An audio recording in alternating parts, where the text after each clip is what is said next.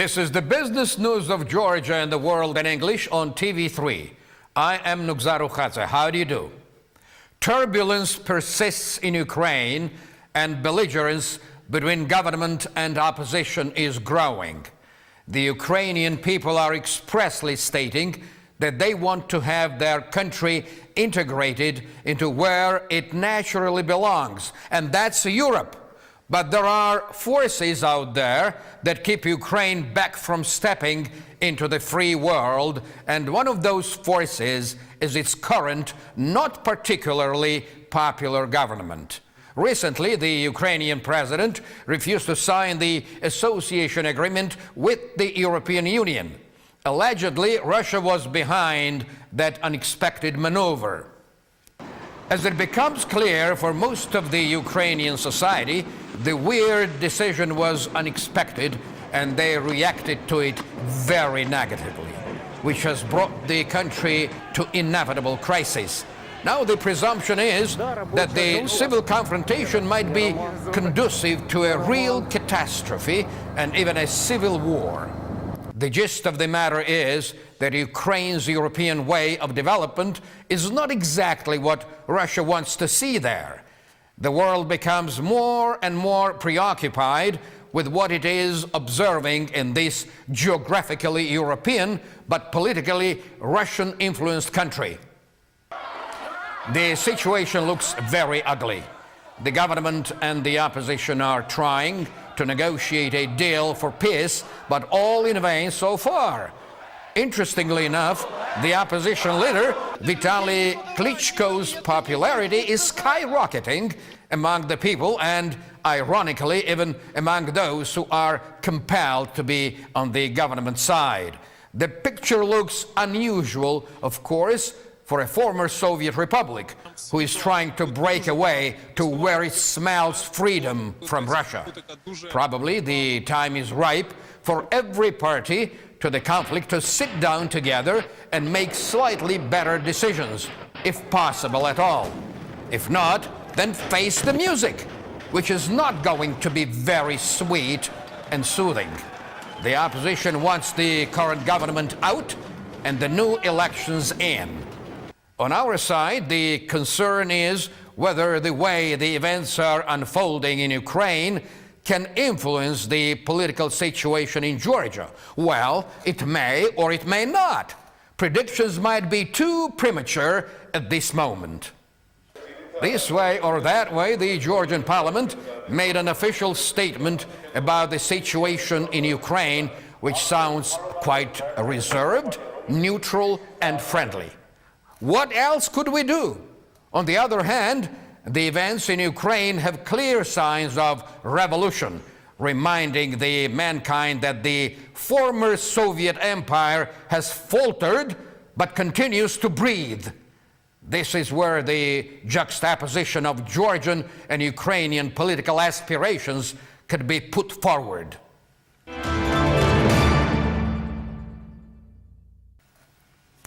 Let's go to our own country now. It is a temporary phenomenon or a feeble attempt to replenish the state budget of Georgia.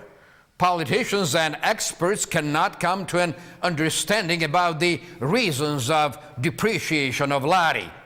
Meanwhile, Georgian national currency continues to decline, which directly affects the pockets of consumers. Expert Georgi Abashishvili asserts that in November and December, he warned the government that the standard of living for consumers would significantly deteriorate if the set process was not adjusted.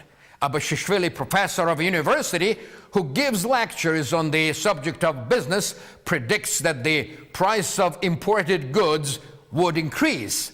And he also believes that the growth of purchase prices will entail the increase of selling prices. People say that the process of lari devaluation has already affected their everyday life and their family budget. As opposed to the experts and consumers, the foreign manager of the biggest supermarket, Carrefour, insists that prices at his supermarket remain stable. Importers of petrochemicals don't intend to increase prices in the nearest future either. However, a slight change in the fuel price has been observed. Parliamentary minority blames the government for depreciation of national currency. During the entire period of 2013, the government was unable to implement a viable economic policy. It had neither practical plans nor appropriate experience to put the country on the right track. It is widely believed that the devaluation of lari will depreciate the social commitments of the government. Members of the governmental economic team see nothing disturbing in the devaluation of lari. They declare unanimously that the National Bank has adequate reserves and hence there is no danger to lari. However, they have no answer to the question when the fall in exchange of lari will stop. I confirm that there is no reason for panic because the National Bank has the reserve of over $3 billion. I don't expect significant fluctuation of currency rate since it has no economic basis. On the contrary, the volume of export has increased. Lari transfers and foreign investments are on the rise. Expert Levan Kalandadze confirms that the National Bank has the resources for ensuring stability of the rate of lari, but to enforce it, the bank has to undertake some mandatory measures. Expert Paata Sheshelidze, president of New Economic School, criticized the statement of the Minister of Finance regarding the unprecedented high index of economic growth in December. He argues that he fails to understand what data the finance minister has used when he declared about the 5% economic growth. Expert Kaha Jaheli supports Sheshelidze's argument, characterizing the figures cited by the Minister of Finance as unrealistic. He says that against the background of last year's average 2% economic growth, the index of December looks absurd. It cannot be viewed as a proof of improved economy. If we had 1.7% economic growth index during the entire year, even an intensive growth temper of the most active month won't make up 8% growth in December. The parliamentary minority has its opinion about the economic growth in December, which was announced by the Minister of Finance. According to Zurab Japaridze, one of its reasons was the increased state expenditures in the end of 2013, and they cannot have a long-term effect on economic growth. You can listen to the minister's answer to the criticism of experts and parliamentary minority. During 2013, economic growth was approximately 3.5%. In October, it was 4.1%. In November, 8.1%. And in December, it made up 8.5%. This is the information that is confirmed officially, which means that Georgian economy is recovering. The Minister of Finance submitted the Index of Economic Growth to the Economic Council at Prime Minister's request. To confirm the fact of economic improvement, Nodar Khadouri used the data for October and November. As per information of Statistics Service, in November, the country's economy grew by 7.8%. The Institution for Coordination between Ministries, Monitoring of Investment Projects, and Communication with Investors. The authors of this document submitted to the Prime Minister believe that the Council with these functions is mandatory for enhancing the country's investment environment. The experts who initiated the creation of this council insist that inadequate communication between the governmental bodies is one of the reasons that get in the way of implementing large-scale projects.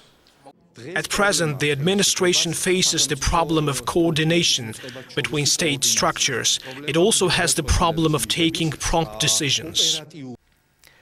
One of the initiators of creating the said council, economic expert Irakli Likviniza, believes that it is a requisite to arrive at right and effective decisions. Council of Investors will serve as a link which will coordinate different opinions as a matter of routine procedure. According to the experts, much talked about Khudoni hydro station project is delayed because of the lack of coordination. There is an investor, there are needed finances, there seems to be a required political will, but despite all these aspects, the fact is that the project does not move from the initial stage. Energy is the sphere which attracted most of the investments last year. In spite of that, at Kakhikaladze's office, they assess the creation of investment council positively. I cannot say that any of our projects was delayed or stopped because of the lack of communication. However, we will welcome it if the council proves to be effective and gets engaged in the development of all projects. In the words of Dmitry Kumsiashvili, Deputy Minister of Economy, several months ago, the Prime Minister came up with the idea of setting up of an investment council. At the session of Economic Council, it was decided that the Prime Minister would head the council and, in the nearest future, it would make efforts in several directions with the aim of enhancing the investment background. The Investment Council intends to start functioning in a month's time.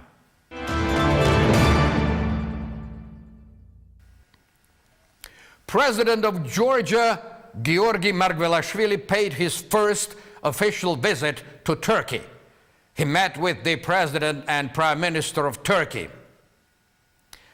Georgian President and Turkish leaders discussed business and trade issues, the problem of repatriation of Turkish Meskhetians, and support of Georgia's territorial integrity. In the words of Margvelashvili, Turkish investments in Georgia will double in 2014. The Turkish investors intend to get actively involved in the co-investment fund. The President of Turkey confirmed Margvelashvili's words and added that 2014 will be the year of business cooperation between Georgia and Turkey. The President of Turkey said, "There are intensive business relations between our two countries. I would like to emphasize the issues of energy. Turkish investors and engineers are most actively engaged in building hydro stations. We plan to continue implementing similar projects in the future. That is why we launched the transmission line, which will deliver Georgian electricity to reach Europe via Turkey." We invited our Turkish colleagues to join our 6 billion worth co-investment fund and 1 billion worth agricultural fund. During our meeting, Mr. President promised that Georgian businessmen would feel in Turkey like Turkish citizens. He said that they would be absolutely safe and protected. Georgi Margvelashvili met with the members of Turkish Meclis, the national legislative body. He also had talks with the representatives of Georgian diaspora and Georgian nationals who are living in Turkey. In the end of his visit, Georgian president toured Taok Largeti and monuments of Georgian architecture. The borderline along the river Pso in the occupied Abkhazeti will be moved by 11 kilometers inside the Abkhazeti territory. According to the decision of the so-called Abkhazeti government, this situation at the border will be enforced from January the 20th to the 21st of March. The changes are justified by the strict safety measures connected with the Winter Olympic Games in Sochi. In case the new location of the borderline is retained after the Olympic Games, the Georgian side will react rigorously. This is how the Minister of Foreign Affairs of Georgia responded to the information on moving the borderline. Co-chairman of Geneva talks made a statement in this regard. The Georgian parliamentary minority views this process as an attempt to build up the occupation of Georgia. They underline that this decision is a continuation of Russian occupation and violation of Georgian sovereignty. Georgian government stopped activating the issue of occupation on the international scene. Georgian issue is rarely included in the agenda of Russian-Western talks. This issue will be discussed in Geneva along with the issue of erecting barbed wire railings. This kind of infringement is tantamount to the violation of Georgia's territorial integrity. It will get strict response. Periodically, Russia requests Georgia to acknowledge officially the so-called newly established reality in the region. But Georgia, as it is manifested all over the world, will never reconcile with what Russia has done with this historic territory. Therefore, this issue must be permanently internationalized to settle it peacefully. In Ergneti, at the division strip between Georgia and the so-called South Ossetia, the 41st meeting of Incident Prevention and Reaction Group took place. The parties could not reach an agreement on borderline and patrolling. However, in the end of 7-hour-long talks, they agreed on supplying one village with water and arranging external lighting. Parallel to the Ergneti talks, the Russian Minister of Foreign Affairs made new proposals to Georgia. Sergei Lavrov said that Russia is ready to cooperate with Georgia on conditions that Tbilisi won't demand the change to realities which were established after the 2008 war.